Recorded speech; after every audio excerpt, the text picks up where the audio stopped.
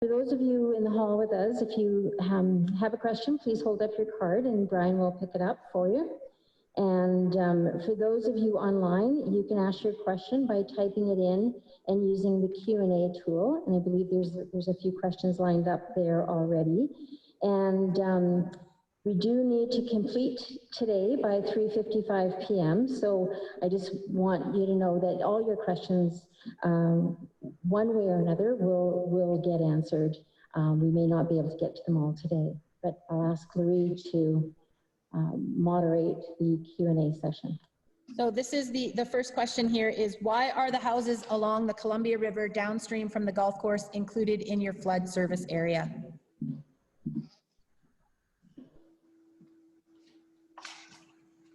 So Brian, maybe would you be, you have to use the microphone. Just repeat it again. The question is, why are the houses along the Columbia River downstream from the golf course included in your flood service area? So as shown on the map, that's basically the boundary of the service area.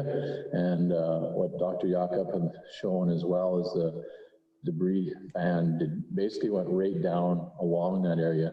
Now, perhaps there might be a few homes that are slightly off the debris fan, but the intent when creating the service area was just basically to capture those in the debris fan. And I think there was only a few properties that were off the debris fan. So that's why all properties in the, basically Fairmont were included. And the next question is potentially one for Karen or Kara. How long will construction of the debris net take? Yeah, I can answer that one. We're looking at somewhere between 10 to 16 weeks of construction. Thank you. The next question, as permafrost melts higher up in the Fairmont range and with increased precipitation, would it be reasonable to expect an increase in the risk of debris flows in the gullies north of Cold Spring Creek? I'll ask that one more time. I think Dr. Jakob, that's probably directed to you. As permafrost melts higher up in the Fairmont range and with increased precipitation, would it be reasonable to expect an increase in the risk of debris flows in gullies north of Cold Spring Creek? Okay, so I am not familiar with exactly which gullies are referred to north of Cold Spring Creek, but I presume they're the stream channels next to it. If you want to pull up a Google Earth image on the screen, we could clarify that, but I can clarify that the increases in precipitation intensity and frequency, yes, they will affect all of these processes in any of those gullies. The permafrost degradation, it very much depends on if that creek that this person is asking of reaches into the permafrost zone. So if the gully ends below tree line, then it's unlikely that there is any permafrost. If this gully or stream channel goes well above tree line, then it likely will be affected by permafrost degradation. The next question, I think, is another one for you, Karen, and that is, what are the future debris mitigation strategies that Karen referred to in the last presentation? That's the first part of it. And I guess that's, here comes part two. And are the presentations being recorded and will they be available for viewing or download? So to answer the second part of that question, yes, the recording did kick offline at the beginning, but we have been re-recording it, and tonight's presentation will be recorded and posted on the project page as well. So the first part of the question, Karen, is what are the future debris mitigation strategies referred to in your presentation? Yeah, so I've been working with Kara with a few options.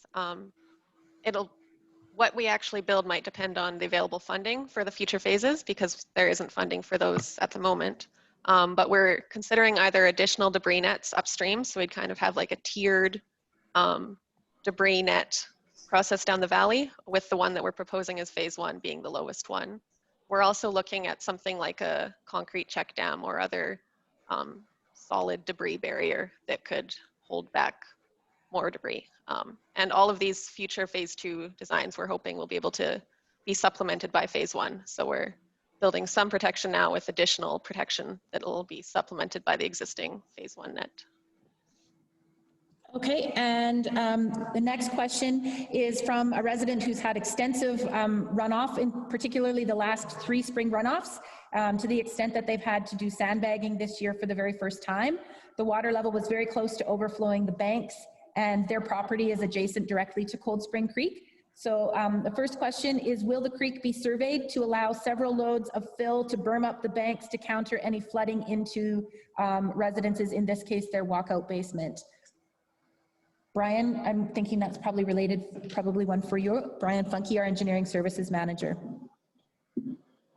Not knowing a specific location, yeah, certainly there was many locations where water moved out of the creek. So there's a lot of material inside the creek, and again, the projects that we've been working on and proposing are to collect that material before it gets down into the community. In terms of the specific locations where the creek is chock full of material, something that we'll be looking at too, and seeing how we can deal with that. I know we had issues in culverts and so on where that material up against the culverts, that material has been removed to help maintain water in the creek channel. Thank you, Brian. The next question will be for Kara Zandbergen, the RDEK's engineering technician, and that is, what are the relationships of hazards work and planning being done between Fairmont Creek and Cold Spring Creek? So the question again, what are the relationships of hazards work and planning between Fairmont Creek and Cold Spring Creek? The hazards in the creek, I guess, they are similar, but they've been assessed independently so far, and Dr. Jakob would possibly be better suited to discuss the hazards on the creek. As to the planning and the flood mitigation, we approached Fairmont Creek first. We had believed that was the creek with the highest hazard, and we had our assessment, and we wanted to mitigate the hazards as quickly as possible. Is the question gone? The question is, it was just what I think the question was really getting at. There have been sort of like hazards and planning on both creeks. What's the relationship between the two? Like, are you working cooperatively between the two? Yeah, we are. We're doing the work that we can to mitigate the hazard to the community, and we need to work on both creeks to do that. Hope that answers the question somewhat. Thank you, Kara. And Brian, I think this one was partially answered, but just to make sure that we have clarity on it, is there further debris flood mitigation being planned on Cold Spring Creek? For example, changes to culvert sizing. And I know you did just mention that, but if you could just reiterate that piece. Yeah, so something highways are actually looking at doing, I hear, in the next few weeks is putting in extra culverts in the interim. And I believe, I don't know for sure, but I believe they're looking at larger increases to culvert sizes, perhaps even bridges. I don't know what they're doing, but there's something that they are working on, and we've been communicating with them about that. And this could be a Brian question or a Kara question. Has there been any consultation with the First Nations community? There has not been a lot of consultation to date, but the consultation will be occurring, particularly through through our in-stream work application, through any DFO applications that we'll need to make, and we'll make efforts to reach out on top of that. And Karen, I don't know if as the engineering consultant, if you had anything that you wanted to add on that, as I know that's part of what I think is part of your portfolio as well. Yeah, Kara's right. First Nations consultation is required as part of the Water Sustainability Act application that we'll be applying for with this project. Thank you. And if there is anyone else that has questions in the room and you have cards that haven't been picked up, just feel free to hold them up. If not, we'll go back to the online question. So according to the modeling, the area which I'm asking about is area DL53 in your service area map. It says that it's not in danger of floods or flows. My question is, why is this area included in the service area if it's unaffected? Therefore, why is this area paying extra taxes for mitigation? That's probably a Brian question. It's District Lot 53. It could be, there's also a question about it from the same person, which was, what's the danger if the meadows area of the service area in relation to flood or houses on the Columbia River downstream from Riverside Golf Course? Yeah, so I don't know the exact location, but similar, for sure there are some locations within the fan that wouldn't have as much risk with the hazards of Fairmont and Cold Spring Creek. But again, when the service area was expanded and created in 2014, it was understood and brought to the community that any debris flows or debris floods would affect the entire community. So whether it was culverts, blocked roads, blocked and that sort of thing, anybody in the community would be affected by that infrastructure. Anytime we see floods, debris flows, it gets into the infrastructure and that serves the whole community. That's something else that would be affected.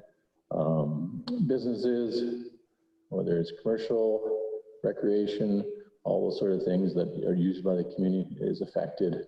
And certainly, again, so that's basically why the boundary was drawn as it was. So to basically, as a community, similar to how services, a similar service would occur in a municipality, and basically the whole municipality would help out in maintaining and keeping up that service. Okay, and I think that question might have been related to the Meadows area, which is specifically the houses on the Columbia River downstream from Riverside Golf Course. The question was, what danger is there in relation to flood or debris flow? I can try to answer that question if I have a reasonable understanding on what that is. If these are houses on the Columbia River floodplain, and I would really need to know where exactly they are, then they would be outside the reach of the debris flows. We did one test pit downstream of the fan just to see whether there are some fan deposits, and well, after half a meter it filled up with water, but the sediments we found were only from Columbia River floodplain sediments. So that doesn't mean these areas are hazard free, depending on what the Columbia River does, but they are, if they are in fact on the Columbia River floodplain, outside the reach of debris floods and debris flows. The only thing that could happen during debris flows and debris floods is that shallow overland flow, and when I say shallow, I mean a few centimeters, could flow onto the floodplains of these rivers. Okay, and for any of the people still online, if there are any other questions, we would invite you to ask them now. We have gone through the questions from the room and are through the questions online that we have. So we'll just give it another minute or so, and perhaps while we're waiting to make sure there are no other questions, if I could ask Director Clovechok maybe just to talk about where people will be able to get ongoing information. Oh, we have one more that just came in. Sorry, Director Clovechok. It appeared that Wills Road would be drastically affected by flow. That affects the Meadows more drastically. So that's in relation to that last question. So that's more of a follow-up than a question. So Director Clovechok, if you'd like to share where people can get more information. Yes, thank you, Marie. I would like to thank all our presenters and everyone for joining us today. So we felt that it was really important to get this information out to the community, and we're grateful for the panel of experts that we have had as part of today's meeting and going forward as we address this issue. Kara is the project lead, and this project is just getting underway as we move through the project. All of the project information is going to be available on the project page at engage.rdek.bc.ca/debris. So that website again is engage.rdek.bc.ca, and there will be a link there to this particular project. My contact information and Kara's contact information are both available on the page, don't hesitate to reach out to us. And a recording of today's meeting will be posted there early next week, and also of this evening's presentation. On that page, you'll find the complete hazard assessment report, and we will continue to add project updates moving forward. So I'd also like to encourage you, if you have not already done so, please sign up for the email group, and that's available on the RDEK website at rdek.bc.ca. That is rdek.bc.ca. Please sign up for the community email groups, and that way you will be assured to be notified of any new information coming forward about this project or any other projects that are affecting the Fairmont Hot Springs area. And if there's no more questions, we do have one more. okay. Is there any projection as to the duration of the full mitigation project, assuming that funding is allocated as required? Brian,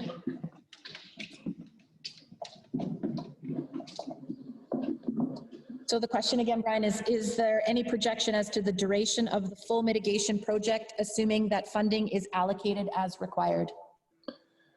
So we talked about phase one, of course, happening next year, 2021. Phase two, looks like we just submitted the grant a week ago. I believe, not sure when they'll announce the recipients of that grant program, but about within a year, we think. So that project wouldn't start in terms of engineering till late next year, I'm guessing, maybe even beyond that into 2022, construction sometime after that in the next year or two. So that gets us to phase two, which is a minimum, I think. So we feel some sort of comfort in terms of managing these risks. Yeah, and then beyond that, we'll see what the future phases bring, but it'll be a few years. So. And again, we've been lucky with provincial and federal grant funding to date. So as long as we keep that up, and that'll be another wild card in terms of when we move beyond phase two. Thank you, Brian. And we did have one question, well, two questions related to how people can ask for more information or ask questions. And as Director Clovechok mentioned, there is contact information on the project page. And if you do receive emails, there's also always contact information for Kara Zandbergen, who is the project lead, and everything can be directed through her, either through a direct email, or you can get their contact information from that project page. And with that, that is the last question that we have received. all right, thank you. And I also believe there will be a Q&A session or section on the Engage website. Larry? Yes. Yeah, so that's another place that you can post your questions as they come up, because if you're anything like me, we'll wrap up today and you'll be driving home or sitting having your afternoon coffee or tea or whatever it is, and you'll go, oh, I should have asked this. So please make sure you connect with the engage.rdek.bc.ca website, because that will be where you can get your information and where you can ask your questions after this presentation. So I just want to take a moment and thank the RDEK and District of Invermere staff for all their work in putting together today's presentation. Having the opportunity to meet in person was really helpful, I know, for many of us. And if you know someone who would be interested in this discussion, or should be interested in this discussion, please encourage them to join us this evening at 7 o'clock. So thank you, and for those of you here, drive safely.